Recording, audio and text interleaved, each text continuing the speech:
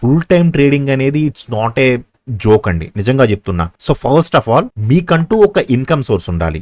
Income source లేకుండా మీ income source మీరు చేస్తున్న జాబ్ లేదా బిజినెస్ ఏదైతే ఉందో దాన్ని ఆఫ్ చేసి ఫుల్ టైం కెరియర్ గా మీరు స్టాక్ మార్కెట్ లోకి రావాలి అంటే మీకున్న ఎక్స్పీరియన్స్ ఎంత, మీరు స్టాక్ మార్కెట్ ఎన్ని నెలల నుంచి లేదా ఎన్ని సంవత్సరాల నుంచి నేర్చుకుంటున్నారు, మీకున్న ఎక్స్పీరియన్స్ ఎంత, మీరు ఎన్ని నెలల నుంచి మీరు ప్రాఫిట్ లో ఉన్నారు, కంటిన్యూస్ గా మీరు ప్రాఫిట్స్ తీయగలుగుతున్నారా లేదా, ఎంత ఎక్స్ట్రాడినరీ సెటప్ ఉన్నా సరేనండి, మీ ఎమోషన్స్ ని కంట్రోల్ చేసుకోలేకపోతే డెఫినెట్ గా అది లాసెస్ లోకి తీసుకెళ్లిపోతుంది.